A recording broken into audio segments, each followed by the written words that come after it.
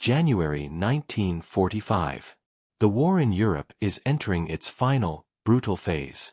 Nazi Germany is crumbling, but the cost in lives remains staggering. In a quiet office at the Grand Trianon Palace in Versailles, Supreme Allied Commander Dwight D. Eisenhower prepares for one of the most difficult conversations of his career. Across from him sits Field Marshal Bernard Montgomery, Britain's most celebrated general, a man whose tactical genius has helped turn the tide against Hitler, but whose relentless ambition and sharp tongue now threaten to fracture the very alliance that is on the verge of victory. For months, Eisenhower has absorbed criticism, smoothed over egos, and held the coalition together through sheer patience. But today, that patience ends. In a tense private confrontation that will never appear in official records, Eisenhower delivers a stark ultimatum that redraws the lines of power forever. This is the untold story of the day Ike finally told Monty to fall in line, or step aside. A moment of raw leadership that saved the Allied partnership at its most fragile hour.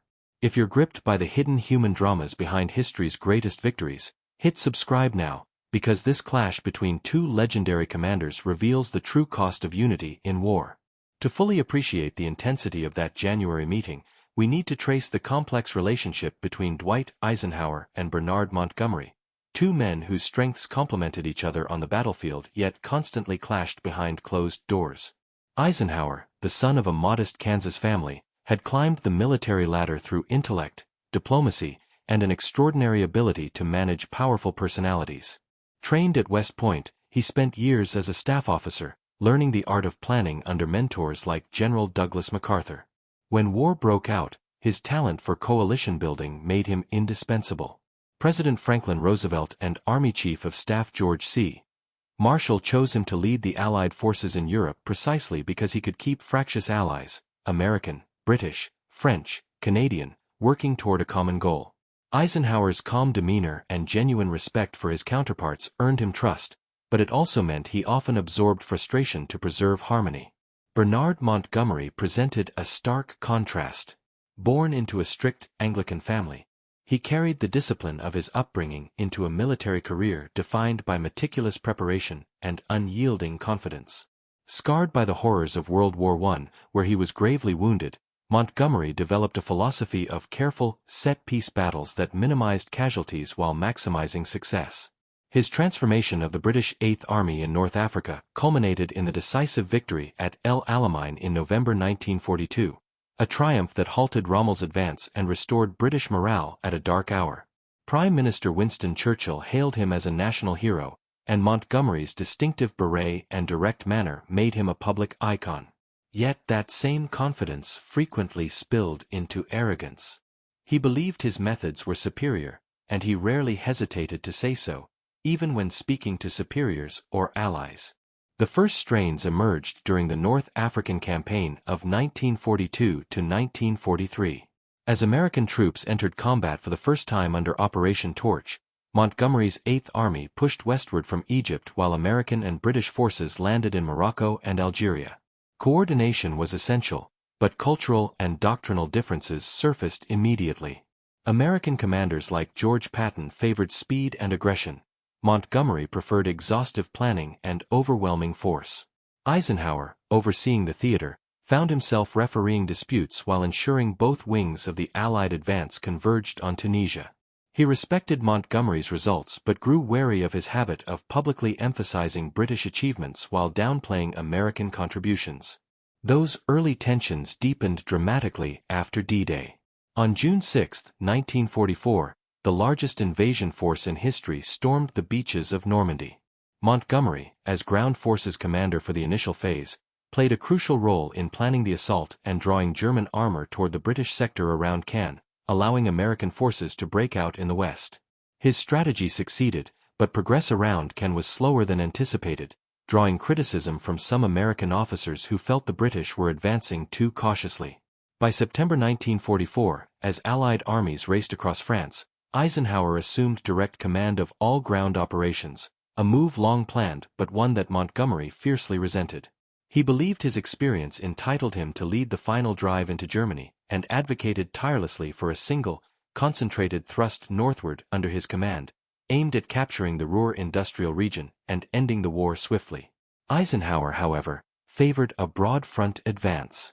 With American forces now forming the majority of Allied strength, over 60 divisions compared to Britain's 20, he sought to maintain pressure along the entire line, secure vital ports like Antwerp, and prevent German forces from concentrating against any single axis. This approach reflected logistical realities. Supply lines stretched hundreds of miles back to Normandy, and the Allies needed to clear the Scheldt estuary to open Antwerp before winter.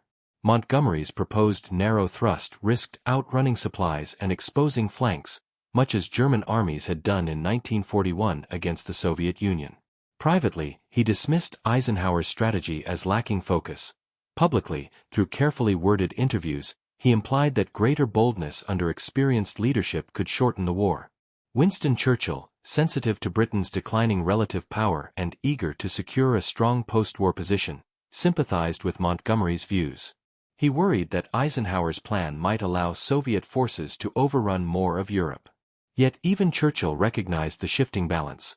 American industry was producing vast quantities of tanks, aircraft, and munitions that equipped not only U.S. armies but British ones as well. American manpower dwarfed Britain's, and casualties reflected that disparity. Politically and militarily, the United States had become the senior partner. Frictions intensified through the autumn. Montgomery's Operation Market Garden in September 1944, an audacious airborne armor assault to seize bridges across the Rhine, captured headlines but ultimately fell short at Arnhem. Heavy losses and the failure to achieve a decisive breakthrough fueled American skepticism about his narrow front concept. Still, Eisenhower continued to defend Montgomery publicly while urging greater collaboration in private. The crisis reached its peak with Hitler's surprise Ardennes offensive in December 1944, the Battle of the Bulge. German panzers punched through thinly held American lines, creating a dangerous bulge and threatening to split the Allies. Eisenhower responded with characteristic speed, rushing reinforcements and temporarily placing the U.S. 1st and 9th Armies under Montgomery's command to streamline operations in the northern shoulder.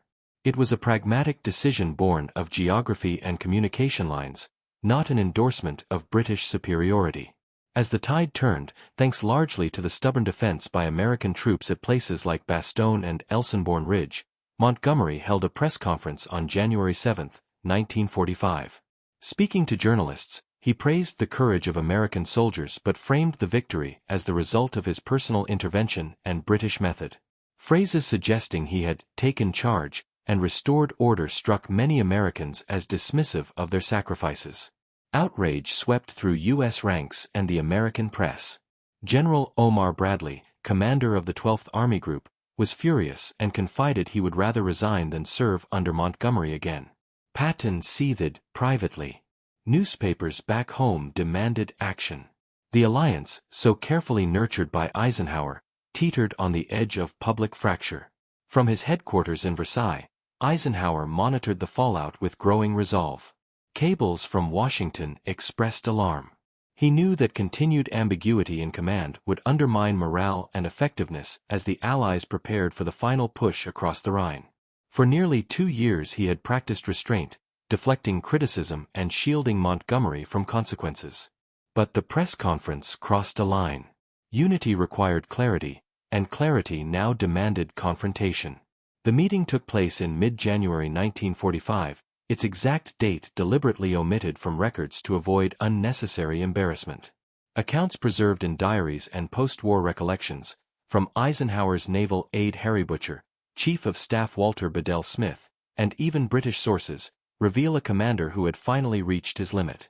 As Montgomery entered, expecting perhaps another discussion of strategy, Eisenhower dispensed with pleasantries.